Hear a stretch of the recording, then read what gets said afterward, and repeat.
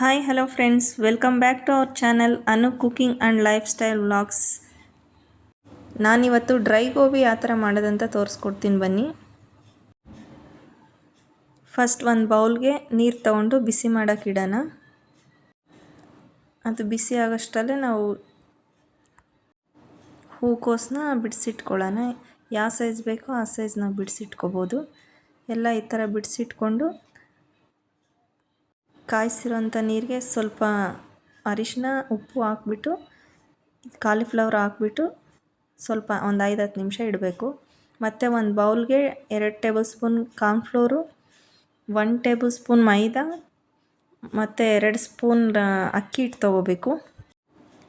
ರುಚಿಗೆ ತಕ್ಕಷ್ಟು ಉಪ್ಪು ಹಾಕ್ಕೊಳ್ಳಿ, ಸ್ವಲ್ಪ ಗರಂ ಮಸಾಲ,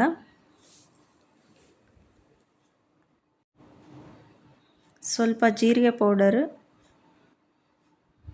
ಕೇಸರಿ ಕಲರ್ ಮತ್ತು ಸ್ವಲ್ಪ ರೆಡ್ ಚಿಲ್ಲಿ ಪೌಡರ್ ಹಾಕ್ಕೊಳ್ಳಿ.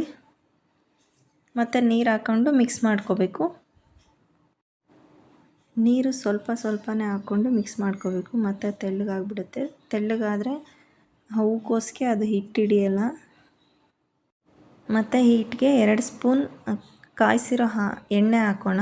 ಆ ಎಣ್ಣೆ ಹಾಕೋದ್ರಿಂದ ನಿಮಗೆ ಮೇಲೆ ಕ್ರಿಸ್ಪಿಯಾಗಿ ಒಳಗಡೆ ಸಾಫ್ಟಾಗಿ ಬರುತ್ತೆ. ಡೀಪ್ ಫ್ರೈ ಮಾಡಿದಾಗ ಚೆನ್ನಾಗಿರುತ್ತೆ. ನೆನೆಸಿಟ್ಕೊಂಡಿರೋ ಹೂಕೋಸನ್ನ ನೀರೆಲ್ಲ ತೆಗೆದ್ಬಿಟ್ಟು ಚೆನ್ನಾಗಿ ಡ್ರೈ ಮಾಡಿಕೊಂಡು ಇದರಲ್ಲಿ ಹಾಕ್ಕೊಂಡು ಮಿಕ್ಸ್ ಮಾಡ್ಕೋಬೇಕು. ಇದು ಮಿಕ್ಸ್ ಮಾಡೋಷ್ಟರಲ್ಲಿ ಎಣ್ಣೆ ಕಾಯಕ್ಕೆ ಇಟ್ಟಿದ್ರೆ ಎಣ್ಣೆ ಕಾಯ್ದಿರುತ್ತೆ. ಮತ್ತು ಇದನ್ನು ಡೀಪ್ ಫ್ರೈ ಮಾಡೋದಕ್ಕೆ ಚೆನ್ನಾಗಿರುತ್ತೆ. ನೋಡಿ, ಆಲ್ಮೋಸ್ಟ್ ಮಕ್ಕಳೆಲ್ಲ ಡ್ರೈ ಗೋಬಿನೇ ಇಷ್ಟಪಡ್ತಾರೆ. ಈ ಥರ ಮನೆಯಲ್ಲೇ ಸಿಂಪಲ್ಲಾಗಿ ಫ್ರೆಶ್ಶಾಗಿ ಮಾಡಿಕೊಡೋದ್ರಿಂದ ಹೊರಗಡೆ ಫುಡ್ನ ಅವಾಯ್ಡ್ ಮಾಡ್ಬೋದು. ತುಂಬಾ ಟೇಸ್ಟಿಯಾಗಿರುತ್ತೆ. ಒಂದು ಸರಿ ಟ್ರೈ ಮಾಡಿ ನೋಡಿ. ಈ ಥರ 2 ಕಡೆನೂ ಫ್ರೈ ಮಾಡ್ಕೋಬೇಕಾಗುತ್ತೆ ಚೆನ್ನಾಗಿ. ಇದಾದಮೇಲೆ ಗೊತ್ತಾಗುತ್ತೆ, ಕಲರ್ ಚೇಂಜ್ ಆಗುತ್ತೆ ಆಲ್ಮೋಸ್ಟು. ಆವಾಗ ಒಂದು ಪ್ಲೇಟ್ಗೆ ತಕ್ಕೊಳ್ಳಿ. ಅಷ್ಟೇ ಫ್ರೆಂಡ್ಸ್. ಬಿಸಿ ಇದ್ದಾಗಲೇ ಅದ್ರ ಮೇಲೆ ಚಾಟ್ ಮಸಾಲ ಹಾಕ್ಬಿಟ್ಟು ತಿನ್ಬೋದು, ಇಲ್ಲ ಹಾಗೇನೂ ತಿನ್ಬೋದು. ಟೇಸ್ಟಿಯಾಗಿರುತ್ತೆ. ಓಕೆ ಫ್ರೆಂಡ್ಸ್, ಯಾರಿನ ನನ್ನ ಚಾನಲ್ಗೆ ಸಬ್ಸ್ಕ್ರೈಬ್ ಮಾಡ್ಕೊಂಡಿಲ್ವೋ ಪ್ಲೀಸ್ ಸಬ್ಸ್ಕ್ರೈಬ್ ಮಾಡ್ಕೊಳ್ಳಿ.